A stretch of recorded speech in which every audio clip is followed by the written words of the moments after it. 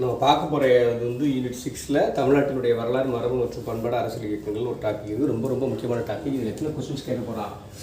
20 questions, சரிங்களா? 20 கேள்விகள் அப்படின்னா எத்தனை மார்க்கு? 30 மார்க். அதனால் ரொம்ப ரொம்ப முக்கியமான ஏரியா, அதனால் கவனமாக கவனிச்சுக்கணும். பழங்கால தமிழகம் அப்படின்னு அதை நம்ம சொல்லுவோம், சரிங்களா? பழங்காலம் அப்படின்னாலே பழங்காலம்னாலே சங்ககாலம் அப்படின்னு கம்பேர் பண்ணிவிடுவோம். அப்போ தொன்மையான பழங்கால தமிழகம் அப்படின்னு சொல்லுவாங்க. சங்க காலம், சங்கம் வைத்து தமிழை வளர்த்ததால் சங்க காலம் அப்படின்னு சொல்கிறாங்க. இப்போ உலகம் முழுவதும் ஆய்வுகள் போகுது. இப்போ உலகத்திலேயே முதலில் தோன்றிய மனிதர்கள் தோன்றிய நிலப்பகுதி எது? நல்ல ஒரு நாகரிகம், சிவிலைசேஷன் சொல்கிறாங்கல்ல, இந்த நாகரிகமான வாழ்க்கை வாழ்ந்தவர்கள் தான் வந்து உங்களுக்கு தெரியும். ஆரம்பத்தில் நல்லா வளர்ச்சி அடைந்த ஒரு சமூகம் அப்படின்னு சொன்னால் உலகம் முழுவதுமே ஐரோப்பியர்களை மட்டும்தான் சொல்லலாம். அவன் தான் அறிவாளி சமூகம் அப்படின்னு தான் உலகம் முழுவதும் சொல்லப்பட்டுச்சு. அந்த உலகத்தில் நம்ம பேஸ் பண்ணி பார்த்தோம்னா இந்தியாவை பொறுத்தளவு இந்தியாவை நம்ம ஆங்கிலேயர்கள் அல்லது ஐரோப்பியர்கள் இங்கே வருகை, போர்த்துகீசியர் வர்றாங்க, டச்சுக்காரர் வர்றாங்க, ஃப்ரெஞ்சுக்காரர் வர்றாங்க. இவங்களாம் வந்து என்ன பண்ணுறாங்க? பிஸ்னஸ், வணிகம் அப்படிங்கிற நோக்கத்தில் உள்ளே வந்தாங்க, சரிங்களா? 1498 வாஸ்கோட காமா முதல்ல என்ன பண்ணார்? கள்ளிக்கோட்டைக்கு வந்தார். இதுதான் வரலாறு. இந்த வரலாறுல என்ன ஒரு ஸ்பெஷாலிட்டி அப்படின்னு பார்த்தீங்கன்னா, நம்மளை வந்து அவங்க அடிமைப்படுத்துகிறாங்க அப்படிங்கிறத தாண்டி நம்மை பற்றிய கருத்துக்களை அவங்க தெரிய ஆரம்பிக்குது. அவங்களுக்கு சில ஆய்வுகளின் வழியாக புத்தகங்கள் வெளியிட்டது. இப்போ 2000 ஆண்டுகளுக்கு முன்னாடி ஒரு பழமையான நாகரிகமுடைய சமூகமாக எந்த சமூகம் விளங்கியிருக்குது? இந்தியாவில் இருக்கக்கூடிய மக்கள் இருந்திருக்கிறாங்க அப்படிங்கிற கருத்தை தான் முதல்ல முன் வச்சாங்க. உதாரணத்துக்கு அது எக்ஸாம்பிள் வந்து சிந்து சமவெளி நாகரிகம் தான். உலகத்திலே தலை சிறந்த நாகரிகம்லாம் சுமேரிய நாகரிகம், எகிப்திய நாகரிகம், ரோம நாகரிகம், சரிங்களா, கிரேக்க நாகரிகம், இப்படி தான் சொல்லிட்டு போவாங்க. ஸோ 20க்கும் மேற்பட்ட நாகரிகங்கள் இருந்துச்சு. ஆனால் 1921 சிந்து சமவெளி நாகரிகத்தினுடைய ஆய்வு ஃபைனல் ஆனிச்சு. அப்போ இந்தியா ஒரு தனி சிவிலைசேஷன், சரிங்களா? சிந்து சிவிலைசேஷனே ஒன்று இருந்துச்சு. இப்போ இந்தியாவில் உள்ளவங்களும் நம்ம கிரேக்கர்கள் போல ரோமர்கள் போல பழங்கால வாழ்விலே சிறந்த முறையில் வாழ்ந்தார்கள் அப்படிங்கிற ஒரு கருத்து ப்ராக்டிக்கலாக உங்களுக்கு ரிசர்ச் மெத்தடில், அது தொல்லாய்வு அடிப்படையில் தொல்லியல் ஆய்வுகள், சரிங்களா? ஆர்கியாலஜி டிபார்ட்மெண்ட் என்ன பண்ணுது? ரிசர்ச் பண்ணி அதை கன்ஃபார்ம் பண்ணி இந்தியாவில் இருக்கக்கூடியவர்கள் ஒரு மிகுந்த நாகரிகமுடையவர்களாக வாழ்ந்தார்கள் அப்படிங்கிற கருத்தை வந்து வெளிப்படுத்தினாங்க. இந்த 20ஆம் நூற்றாண்டில் ஃபர்ஸ்ட் ஸ்டேஜில், சரிங்களா? இப்போ இது இந்தியா முழுவதும் எப்படி பார்க்கப்பட்டுச்சு அப்படின்னு பார்த்தீங்கன்னா, ஒரு எக்ஸாம்பிள் இந்தியாவை பொறுத்தளவு எப்படி இமேஜினேஷனாக வச்சுக்கிங்க, சரிங்களா? இந்தியாவை எப்படி கம்பேர் பண்ணாங்கன்னா, இந்த இடத்துல இருக்குது சிந்து சமவெளி. சிந்து சமவெளி எந்த இடம் இருக்குது? இன்னைக்கு இருக்கக்கூடிய பாகிஸ்தான் பகுதிக்குள்ளே இருக்குது. அப்போ இந்த பக்கம் உள்ளவர் தான் நாகரிகமானவர்கள் அப்படிங்கிற கருத்துக்குள் தான் இருக்குது. இந்த பக்கம் இருக்கக்கூடிய நம்மளை என்னன்னே கண்டுக்கல. ஸோ ஃபர்ஸ்ட் ஆஃப் வந்து இங்கே ரிசர்ச் பண்ணி 1921 முன்னாடி தொடர்ச்சி ஆய்வு நடந்துச்சு. 1856 ஆய்வு நடந்துச்சு. இந்த சிந்து சமவெளி நாகரிகம் அப்படிங்கிறத பற்றி நம்ம பார்க்கலாம், சரிங்களா? ஸோ 56 ஆரம்பிச்சு மேஷன் பார்த்து, அதுக்கு பிறகு 56 ஆரம்பிச்சு 21 ஜர்சான் மார்ச்ல என்ன பண்ணாரு? கன்ஃபார்ம் பண்றாரு.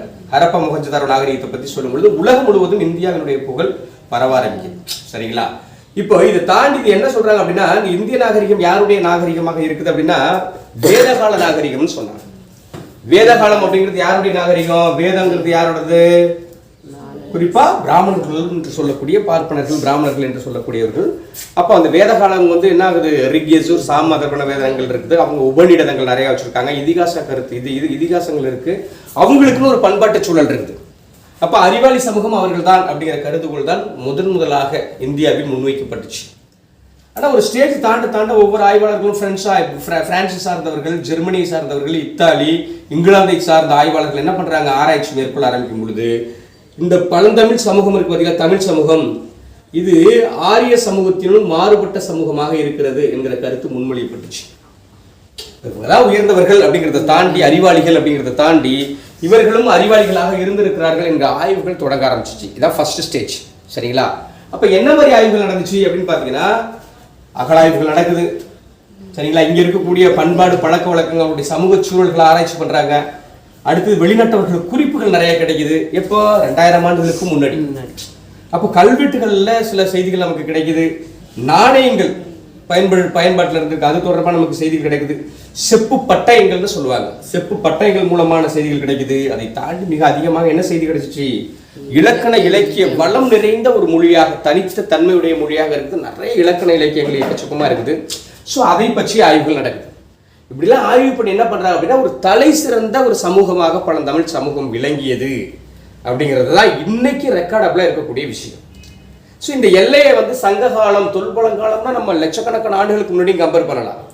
பட் இங்கே நம்ம எக்ஸாம் பாயிண்ட் ஆஃப் வியூவில் நம்ம என்ன பண்ணணும், தமிழ்நாட்டினுடைய வரலாறு அப்படின்னு கொடுக்கறதுல சங்ககால எல்லை புத்தகத்தில் என்ன சொல்றாங்க அப்படின்னு பார்த்தீங்கன்னா பொது ஆண்டுக்கு முன்னர் சங்க கிமு அப்படின்னு சொல்லக்கூடிய பொது ஆண்டுக்கு முன்னர் 3லிருந்து பொது ஆண்டு 3 வரைக்கும் இடைப்பட்ட கால சூழல் என்ன அப்படிங்கிறது தான் அவங்க நம்ம கேட்குறாங்க. அதுதான் எக்ஸாம் கொஸ்டின்ஸ் கேட்க போறாங்க. ஸோ அது தொடர்பாக தான் நம்ம பார்க்க போறோம். அதில் இருக்கக்கூடியதுல பேஸ் இது. உதாரணத்துக்கு ஃபர்ஸ்ட் கவனிச்சிங்க, அகலாய்வு ஆர்கியாலஜி டிபார்ட்மெண்ட் அப்படின்னு நம்ம சொல்றோம் சரிங்களா. இந்தியாவில் இந்திய தொல்லியல் துறை 1856ல் தொடங்குச்சு சரிங்களா. அதுக்கு பிறகு தமிழகத்தில் தொடங்குறாங்க. இந்த அகலாய்வின் வழியாக என்ன நமக்கு கிடைச்சிருக்குது அப்படிங்கிற விஷயத்தை நம்ம பார்க்க போறோம். ஒரு உதாரணத்துக்கு அத்திரம்பாக்கம் என்று சொல்லக்கூடிய பகுதி இருக்குது. திருவள்ளூர் மாவட்டத்தில் இருக்கக்கூடிய அத்திரம்பாக்கம். தொல்லியல் ஆய்வுகள் கிளாஸஸ் நீங்கள் ஃபுல்லாக வந்தீங்க, ஓகே, உங்களுக்கு ஸ்பெசிஃபிக்காக தொல்லியல் கிளாஸஸ் கொடுத்துருவோம். ஸோ இந்த அத்திரம்பாக்கம்ங்கிற பகுதி என்னன்னா பழைய கற்கால மனிதர்கள் வாழ்ந்த பகுதியாக இருக்கிறது. இந்த உலகத்திலே மனிதன் முதல்ல குரங்காரம் தான். குரங்கிலிருந்து ஒரு சில வகை இனங்களில் மனித குரங்குகள் உருவானிச்சு. அதுலேயே ஒரு சிலது மனிதராக சரிங்களா. நிறைய ஆஸ்ட்ரோபித்திகஸ்ன்னு சொல்லுவான், குரோமாக்னன் அப்படின்னு சொல்லுவான். சிம்பன்சி 1980% நம்மளோட ஒத்து இருக்கும். சிம்பன்சி குரங்கு நம்மளுடைய ஜீனோட, அந்த ஜீனோட நம்ம ஜீன் அதிகம் ஒத்து போனது எது, சிம்பன்சி குரங்கு தான் 1980%. அப்போ யோசிச்சு வெறும் ஜஸ்ட் 2% தான். அப்போ மனித குரங்குகள் தோன்றது, மனிதர்கள் தோன்றினார்கள் என்கிறது ஒரு பொது வரலாறு. இந்த வரலாறு எங்க தொடங்குது அப்படின்னு பார்த்தீங்கன்னா தென்னாப்பிரிக்காவில் தான் தொடங்குதுன்னு சொல்லுவோம். எங்க தென்னாப்பிரிக்காவில் தான் முதல் என்ன ஆகுது, மனித இனம் தோன்றியது. அது என்ன சொல்லணும்னா டான்சானியா என்று சொல்லக்கூடிய பகுதி. அந்த ஏரியா பேர் என்ன, டான்சானியா. சானியா மிர்சாவை ஞாபகம் வச்சுங்க. டான்சானியா தென்னாப்பிரிக்காவில் டான்சானியா என்கிற பகுதி இருக்குது. பக்கத்தில் வந்து பெரும்பிளவு பள்ளத்தாக்கு, ஓல்டு வாய் பள்ளத்தாக்கு போன்ற பகுதிகளில் தான் பழைய கற்கால மனிதர்கள் வாழ்ந்தார்கள் என்பதற்கான அடையாளம் கிடைச்சிருக்கு. அதையும் தாண்டி எங்கே கிடைக்குதுங்கிறத இங்கே முக்கியம். மத்திய பிரதேசத்தில் பிம்பேக்டா அப்படின்னு சொல்லக்கூடிய ஒரு இடம். அது மத்திய பிரதேசத்தில் பிம்பேக்டா சரிங்களா. மத்திய இந்தியாவை கவனிச்சுன்னா நிறைய இடத்துல இருக்குது. அதில் ரொம்ப முக்கியமான பிம்பேக்டா ஒரு குகை ஓவியம் இருக்குது. அங்கே மத்திய பிரதேசத்தில் என்ன இருக்குது, அந்த பழைய கற்கால மனிதர்கள் வாழ்வதற்குரிய தடயங்கள் கிடைக்குது. இது மாதிரி நிறைய கிடைச்சிருக்கு. ஸோ இங்கே நம்ம என்ன கம்பேர் பண்ணணும் அப்படின்னு பார்த்தீங்கன்னா நமக்கு 3 to 3 தான் நம்ம ஆய்வு பார்க்க போகிறோம். ஆனால் இது ஏன் இதை சொல்லியிருக்கிறோம் அப்படின்னு சொன்னால் அதுக்கு முன்னாடி உள்ள செய்திகளும் நம்ம புரிஞ்சுக்கணும் அப்படிங்கிறதுக்காக தான் இதை சொல்லியிருக்கிறோம். அப்போ இதெல்லாம் questions area, compulsory questions area. அப்போ கிட்டத்தட்ட 15 லட்சம் ஆண்டுகளுக்கு முன்னர் சரியா, எப்போ 15 லட்சம் ஆண்டுகளுக்கு முன்னர் அத்திரம்பாக்கத்தில் மனிதர்கள் வாழ்ந்திருக்கிறார்கள் என்கிற தடயங்கள் கிடைக்குது. உதாரணத்துக்கு வந்து ராபர்ட் ப்ரூஸ் புட் அப்படின்னு சொல்லக்கூடிய ஒரு ஆய்வாளர் சரிங்களா. புதைகுடல் ஆய்வுகளில் நம்ம தெளிவாகவே இதை பார்ப்போம். பட் இந்த செய்தி இங்கே சொல்லணும்னு சொல்கிறேன் சரிங்களா. ராபர்ட் ப்ரூஸ் புட் என்று சொல்லக்கூடிய ஆய்வாளர். அவர் பல்லாவரம் இருக்குது பார்த்தீங்களா, சென்னையில் பல்லாவரம் செங்கல்பட்டு டிஸ்ட்ரிக்டில் வரும் ஆக்சுவலி சரிங்களா. அந்த பல்லாவரத்தில் பல்லாவபுரம்னு சொல்லுவாங்க. அங்கே ஒரு கல் கோடாலி ஒன்று கண்டுபிடிக்கிறார். இந்தியாவில் கண்டெடுக்கப்பட்ட முதல் கல் கோடாலி எது அப்படின்னா அதுதான் சரியா. அவர் மறுபடியும் இன்னும் ரிசர்ச் போகிறாங்க சரிங்களா. நிறைய பேர் ரிசர்ச் பண்ணியிருக்காங்க. அதில் ரொம்ப முக்கியமான ராபர்ட் ப்ரூஸ் புட். அவர் போய் ஆராய்ச்சி பண்ணி என்ன பண்ணுறாரு, அத்திரம்பாக்கத்தை போய் ரொம்ப கடுமையான ஆராய்ச்சியில் ஈடுபட்டு என்ன பண்ணுறாங்க, பழைய கற்கால மனிதர்கள் வாழ்ந்த தடயங்கள் அத்தனையும் கிடைத்திருக்குங்கிற கருத்தை முன்வைக்கிறாங்க. அப்போ 15 லட்சம் ஆண்டுகளுக்கு முன்னாடி தமிழர்கள் இந்த வடக்கு பகுதிக்குள்ள இன்னைக்கு சென்னை ஒரு பிரம்மாண்டமான நகரமாக இருக்குது, ஸ்மார்ட் சிட்டிஸ் சரௌண்டிங்கில் உருவாயிருக்குது. ஆனால் அதே திருவள்ளூர் டிஸ்ட்ரிக்ட்குள்ள ஒரு 10 கிலோமீட்டர் தாண்டி போனால் அத்திரம்பாக்கம் ஒரு குகை இருக்குது. பல லட்சக்கணக்கான ஆண்டுகளுக்கு முன்னாடி மனிதர்கள் வாழ்ந்தார்கள் என்கிற கருத்து நமக்கு கிடைக்குது. இப்போ ரொம்ப ரொம்ப முக்கியமான ஏரியா. அதே மாதிரி பரிக்குளம் குடியம் குகைன்னு சொல்கிறோம் சரிங்களா. இந்த ஏரியாவில் பார்த்தீங்கன்னா பழைய கற்காலம் இடை சூழலுக்கு தாண்டி புதிய கற்கால மனிதர்கள் வாழ்ந்த சூழல்கள் கிடைக்குது. புரியுதுங்களா. பரிக்குளம் போன்ற பகுதியில் என்ன பையம்பள்ளின்னு ஒரு ஏரியா ரொம்ப முக்கியம். பரிக்குளம் புதிய கற்கால மனிதர்கள் வாழ்வதற்குரிய சூழல் இருக்குது. பையம்பள்ளின்னு ஒரு ஏரியா, அதுவும் புதிய கற்கால மனிதர்கள் வாழ்ந்த இடம் தான். இதெல்லாம் தொல்லியல்ல நம்ம டெஸ்ட்டாக உங்களுக்கு தனித்தனியாக பார்த்து போய் பார்த்தா சொல்லுவோம். இப்போ ஒரு புரிஞ்சுக்கணுங்கிறதுக்காக சொல்கிறோம். அங்கே பையம்பள்ளி அப்படிங்கிற பகுதிக்குள்ள கீழே தரை பள்ளம் தோண்டி கீழே வந்து வீடுகள் அமைத்து வாழ்ந்த குறிப்புகள் நமக்கு கிடைக்குது. கிருஷ்ணகிரி டிஸ்ட்ரிக்ட்ல இருக்குது சரிங்களா. ஸோ அந்த மாதிரி ஒரு வளர்ச்சி அடைந்த அடுத்த ஸ்டேஜ் இருக்குது. மயிலாடும்பாறையும் புதிய கற்கால மனிதர்கள் வாழ்வதற்குரிய இடமாக இருக்குது. சுமார் 3200 ஆண்டுகளுக்கு முற்பட்ட ஒரு சமூக வாழ்க்கை இங்கே நடந்திருக்குதுங்கிற குறிப்புகள் கிடைக்குது. அதை தாண்டி ஆராய்ச்சி இப்போ அப்டேட் ரிசர்ச் ஏரியாவாக இருக்குது சரிங்களா. அது கிருஷ்ணகிரி மாவட்டத்தில் தான் மயிலாடும்பாறை போன்ற பகுதிகள். அடுத்து பூம்புகார். பூம்புகாரை பற்றி நம்ம ஏற்கனவே நிறைய பார்த்துருக்குறோம். நம்ம கிரஹாம் ஹன்ஹெர்க் அப்படின்னு சொல்லக்கூடிய ஒரு ஆய்வாளர், என்ன பேரு, கிரஹாம் ஹன்ஹெர்க் என்று சொல்லக்கூடிய ஹன்ஹெர்க் என்று சொல்லக்கூடிய ஒரு ஆராய்ச்சியாளர் என்ன பண்றாரு, கிமு அதாவது புதாண்டுக்கு முன்னர் 9000 ஆண்டுகளுக்கு முன்னாடி ஒரு நகர நாகரிகம் இருந்துச்சுன்னே சொல்றாரு. ஸோ அதை பற்றி ரிசர்ச் அதுக்கு பிறகு போல நமக்கு சான்றுகள் எதுல கிடைக்குது, இலக்கிய சான்றுகள் காப்பியங்கள் மூலமாக செய்திகள் நம்ம எக்கச்சக்கமா நமக்கு கிடைச்சிருக்குது. சரிங்களா? இப்போ பூம்புகார்ல நமக்கு என்ன கிரேக்கர்கள் என்ன சொல்லணும்னா, பூம்புகார்ல ரோம வணிகம் நடந்த குறிப்புகள் இருக்குது. ஒரு பிரம்மாண்டமான நகரம் இருந்திருக்கு, ஒரு மிகச்சிறந்த துறைமுகமா இருந்திருக்குது. அப்ப துறைமுகம்னா ஒரு ஏரியா விட்டு ஒரு ஏரியாவில் எளிமே வந்து போறதுங்கிறது சாதாரண விஷயம் கிடையாது. அப்ப வந்து போற அளவுக்கான ஒரு வளர்ச்சி நிலை அடைந்த ஒரு வணிக மையமாக இருக்கக்கூடிய பகுதியாக அந்த பகுதி காணப்பட்டிருக்கு. ஆதிச்சநல்லூர் அப்படின்னு பார்த்தீங்கன்னா இரும்பு கால பயன்பாடு பெருங்கற்கால பயன்பாடு மிகுதியாக நடந்த பகுதின்னு சொல்லுவோம். அதற்கு முன்னர் உள்ள சூழல் நிலவிய பகுதியாக ஆதிச்சநல்லூர் இருக்குது. அதாவது தென்னிந்தியாவுடைய மிகப்பெரிய பரந்த ரிசர்ச் ஏரியான்னு சொல்லுவோம். சரிங்களா? ஸோ அந்த ஆதிச்சநல்லூர்ல எக்கச்சக்கமான எலும்புக்கூடுகள் இருக்குது, முதுமக்கள் தாளிகள் இருக்குது. முதுமக்கள் தாளியில் பார்த்தீங்கன்னா ஒரு பெண்ணினுடைய ஒரு மட்பாண்டத்தில் ஒரு பெண் என்ன பண்றாங்க, ஒரு பக்கம் நெல் கற்றை ஒரு பக்கம் அரிவாள், அதோட ஒரு பெண்ணு நிற்கிறது மாதிரி ஒரு காட்சி இருக்குது ஒரு மட்பாண்டத்தில்.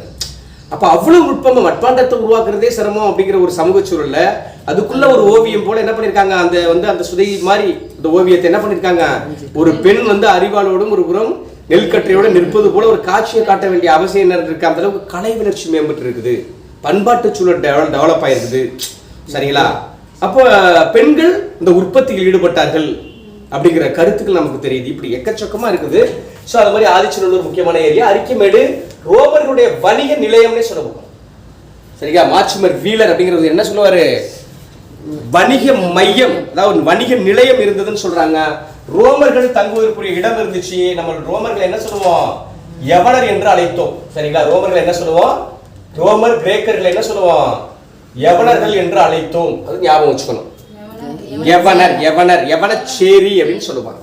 அப்ப யவனர்கள் தங்கி இருக்கக்கூடிய இடத்துக்கு பேர் என்ன, யவனச்சேரி இருந்தது என்ற கருத்துக்கள் நமக்கு கிடைக்குது. சரிங்களா?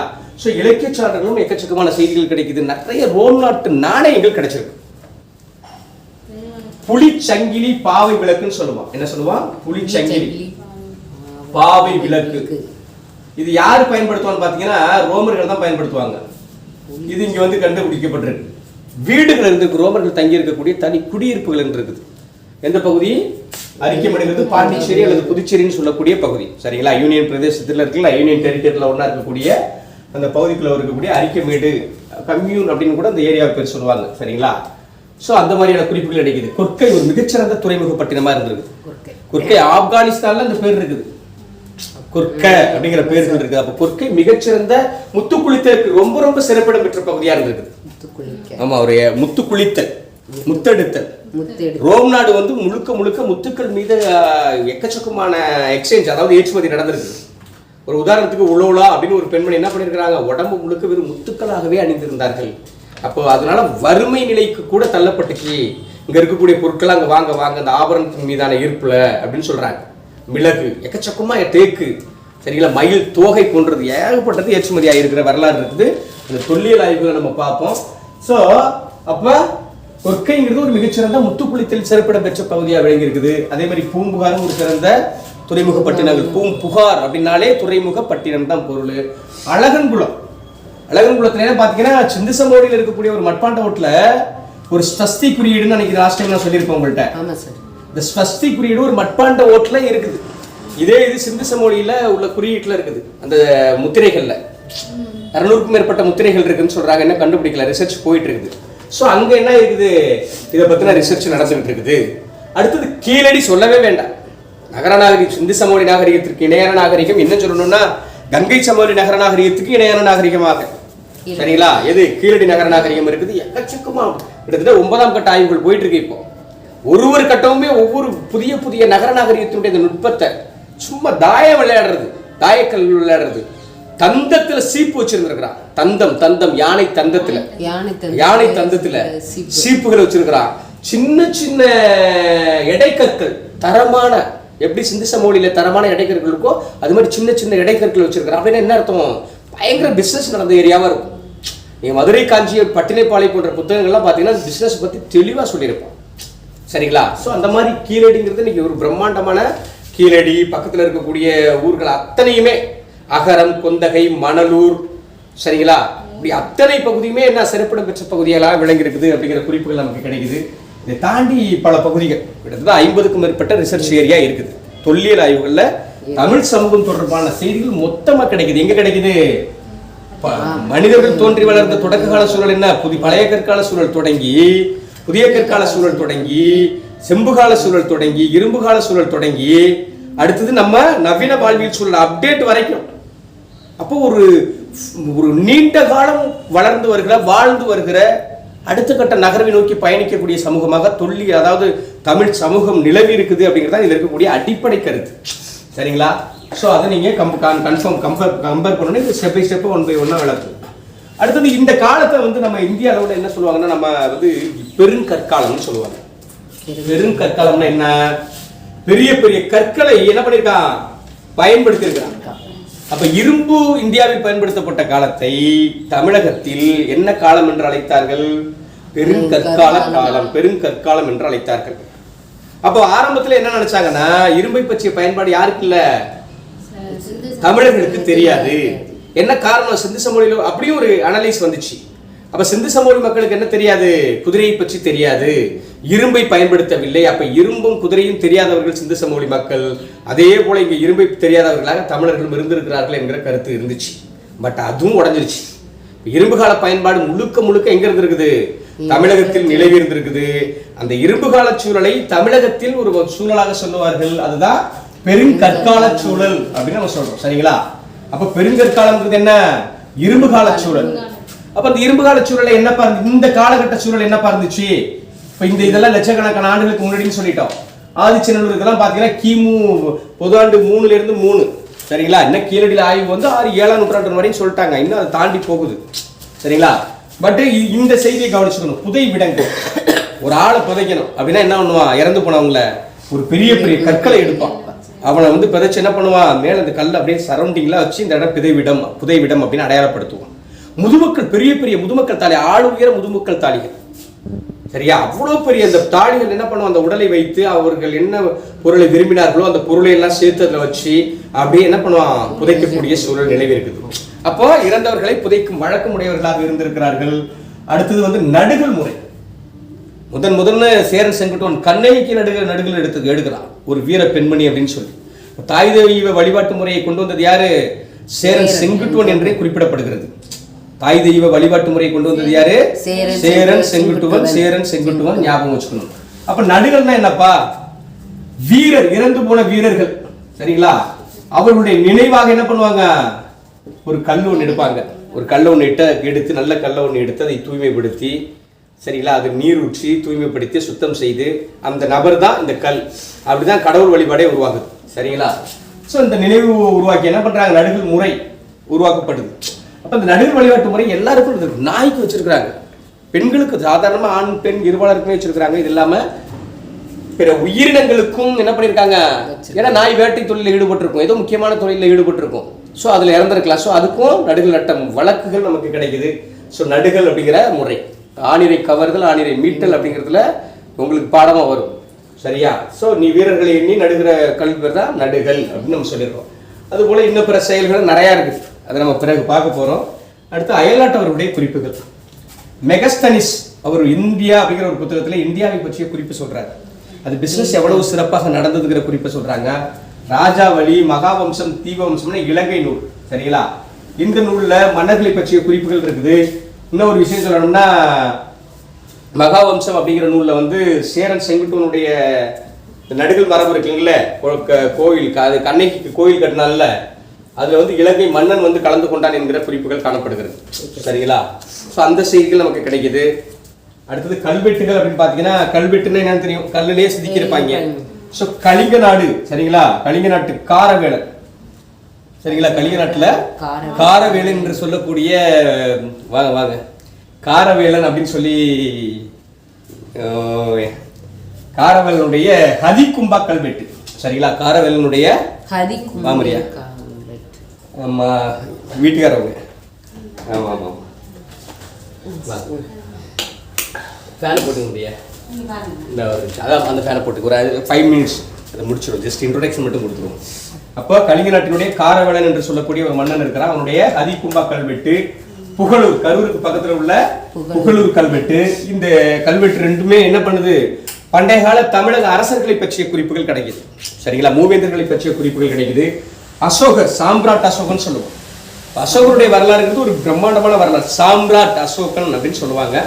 அசோகர் தெரியுமில்ல, இந்தியாவில் ஒரு மிக பிரம்மாண்டமான ஆளு அப்படின்னு சொல்லுவோம். இவரை பற்றி இந்திய வரலாறுல மின்னும் நட்சத்திரமாக ஜொலிக்கிறார் அப்படின்னு சொல்லி யார் சொன்னா, H.E. வில்ஸ் அவர்கள் சொன்னார் அப்படின்னு சொன்னோம் ஏற்கனவே. ஸோ அந்த அசோகர், சாம்ராட் அசோகருடைய பாறை கல்வெட்டுகள், 2வது பாறையும் 13வது பாறை கல்வெட்டுல என்ன இருக்குது, மூவேந்தர்களை பற்றிய குறிப்புகள் இருக்குது. ஸோ அப்போ அந்த இந்திய வரலாறுக்குள்ள வடபகுதிக்குள்ளே என்ன ஆகுது, இந்த மன்னர்கள் இருந்திருக்கிறார்கள் என்கிற குறிப்புகள் இருக்குது.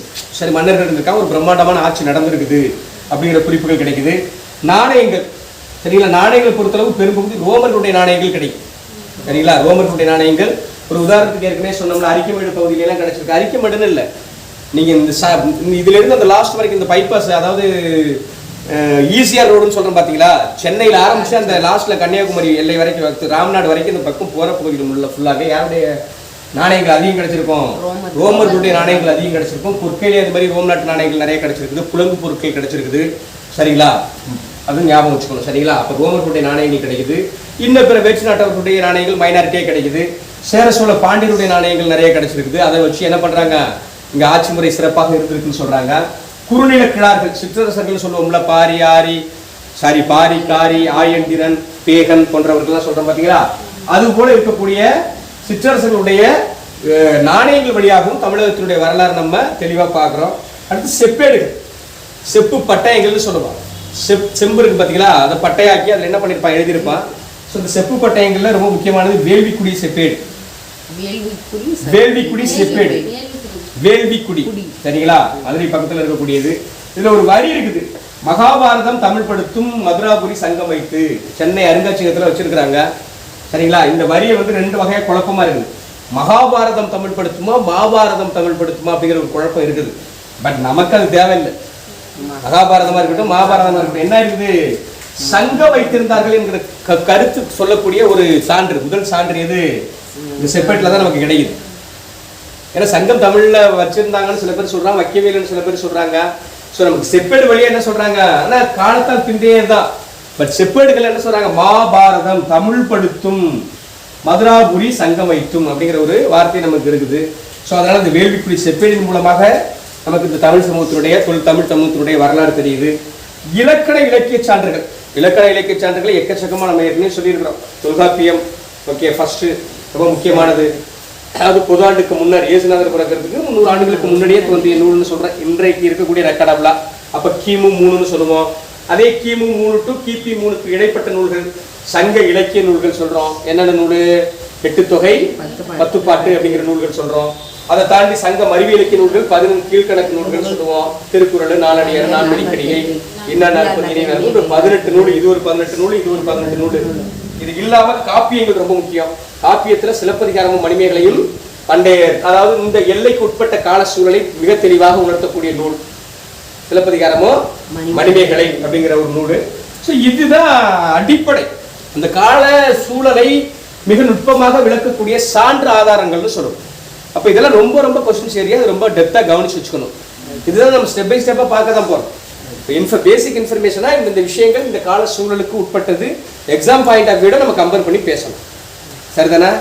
சரி, ரைட், ஓகே. இந்த ஒரே ஒரு செய்தி மட்டும் சொல்லிட்டு சாப்பிட்டு அடுத்த கிளாஸஸ் வேற போகும். ஏன்னா நம்ம லேட்டாக தான், ஏன்னா லேட் ஆயிடுச்சு, அதனால ஒன்றும் இல்லை, பார்த்துக்கலாம். இதில் ஒரு பண்பாடு மட்டும், அந்த வார்த்தையை மட்டும் எழுதிங்க. இது என்ன காலம் அப்படின்னு சொல்லுவாங்க, பண்பாடு. காலம் வந்து இரும்பு காலம் அப்படின்னு எழுதிங்க, இரும்பு காலம் அப்படின்னு எழுதிங்க. பண்பாடு, பெருங்கற்கால பண்பாடு. இதெல்லாம் வந்து குரூப் 1 எக்ஸாம்ல எல்லாம் போயிட்டீங்கன்னா பெருங்கற்கால பண்பாடு ரொம்ப ரொம்ப முக்கியமானது. இது நம்ம அரசாட்சி என்னாச்சு, அரசு முடியாட்சி முறை, முடியாட்சி முறை, மக்கள்,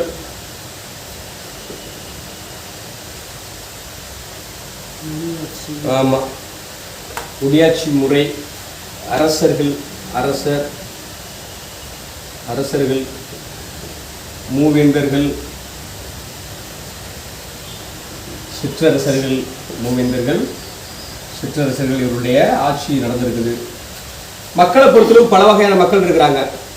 அதில் ஃபர்ஸ்ட் யாரை சொல்லுவோம்னா நிலமக்கள் என்று சொல்லக்கூடிய திணை மக்கள். திணை மக்கள் வாழ்வியல் பார்ப்போம்ல.